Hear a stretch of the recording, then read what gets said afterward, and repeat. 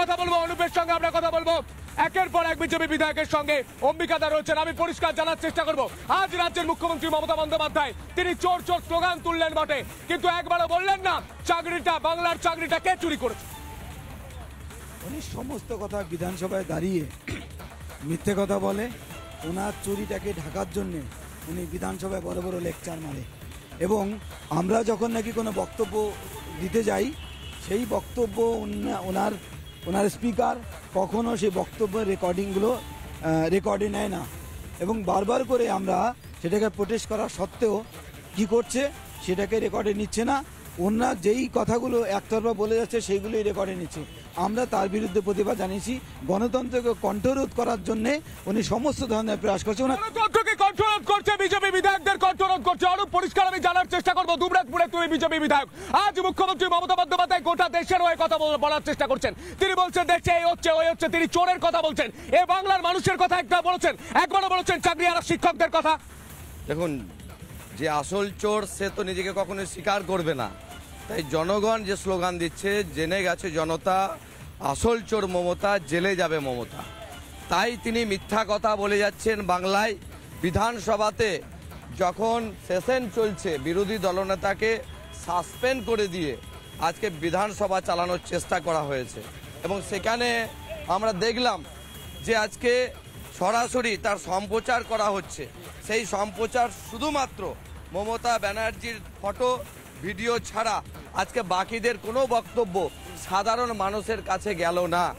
তাই ধিক্কার জানায় মমতা ব্যানার্জিকে, যারা ভাবছে বিরোধীদেরকে কণ্ঠরোধ করে বাংলার কথা যারা বলছে তাদেরকে দমন করা যাবে।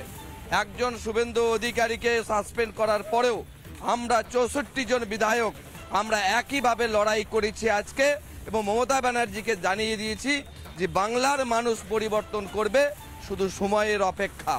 তাই এই সরকারকে হটানোর জন্য বাংলায় যেভাবে মানুষ সংঘবদ্ধ হচ্ছে, আমরাও মানুষের সাথে একই সাথে লড়াই করব। রুদ্রাঙ্ক পরিষ্কার জানার চেষ্টা করব, রাজ্যের মুখ্যমন্ত্রী মমতা বন্দ্যোপাধ্যায় গোটা বিশ্বের কথা বলছেন, গোটা দেশের কথা বলছেন, তিনি চোরের কথা বলছেন। চাকরিটা কে চুরি করেছে, বাংলায় চাকরি কে চুরি করেছে, কে চাল চুরি করেছে, কে রাস্তা চুরি করেছে। স্লোগান উঠলেই শিয়ালদা থেকে শুরু করে হাওড়া থেকে শুরু করে গোটা বাংলার মানুষ বলেন মমতা বন্দ্যোপাধ্যায় চুরি করেছে, তোমার সামনে বলেছে। আজ আমি জানতে চাইছি চাকরি আর শিক্ষকদের কথা কেন বলতে পারলেন না মমতা বন্দ্যোপাধ্যায়। দেখো, একটা কথা বলি, চুরি হয়েছে কি হয়নি সেটা এখন আমি প্রমাণ করতে প্রমাণ হয়ে গেছে সুপ্রিম কোর্টে, প্রমাণ হয়ে গেছে। 1800-র বেশি অযোগ্য লোককে আজকে তালিকা প্রকাশ করেছে এসএসসি প্রকাশ করেছে, যেখানে তৃণমূলের নেতাদের থাকবে ভাই কি করে থাকবে, মিথ্যাচার করছে। অম্বিকা দা কেউ তো বড় মিথ্যাচার করছে। অনারেবল সুপ্রিম কোর্ট এবং কলকাতা হাইকোর্ট অলরেডি ভার্ডিক্ট দিয়ে দিয়েছে, এবং সেখানে পরিষ্কার ডিসাইডেড এবং সেটা প্রুভড হয়ে গেছে যেটা চাকরি করেছে, চুরি করেছে। সেই চাকরি চুরি করার পরেও তারপরে বলছে চাকরি চুরি করেনি। এবং শুধুমাত্র তাই নয়, অডাসিটি দেখুন, মিথ্যাচারের একটা লেভেল থাকবে, এর কোনো লেভেল নেই।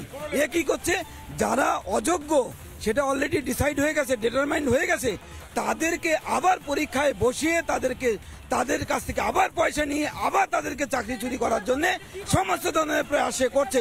তাহলে চোরেদের জন্য, চাকরি বাঁচানোর জন্য তারা হাইকোর্টে যাচ্ছে। চোরের মায়ের বড় গলা, যারা সুপ্রিম কোর্টকে অবমাননা করছেন, সুপ্রিম কোর্টকে অবমাননা করছে, যে আজকে যারা গ্রুপ যাদের চাকরি পাওয়ার কথা তাদেরকে বলছে গ্রুপ সি আর গ্রুপ ডি তে চাকরি দেবে, অর্থাৎ যাদের শিক্ষক হওয়ার কথা ছিল তাদেরকে যে ঘন্টা বাজাতে হবে, স্কুলের বাথরুম পরিষ্কার করতে হবে। লজ্জা করে না মমতা বন্দ্যোপাধ্যায়? আজকে যখন বলা হচ্ছে যে গ্রুপ ডি তে এরা মিথ্যাচার করছে, লজ্জা হওয়া উচিত। আজকে কথা বলা লাগে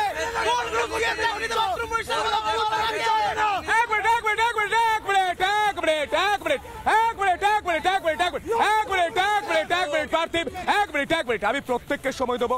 মাননীয় বিজেপি বিধায়ক, এক মিনিট, দুবরাজপুরের বিজেপি বিধায়ক ছিলেন, আছেন, কল্যাণীর বিজেপি বিধায়ক আমাদের সঙ্গে অনুষ্ঠানে যোগ দিয়েছিলেন, তিনি সরাসরি রিপাবলিক বাংলা স্টুডিওতে যাচ্ছেন।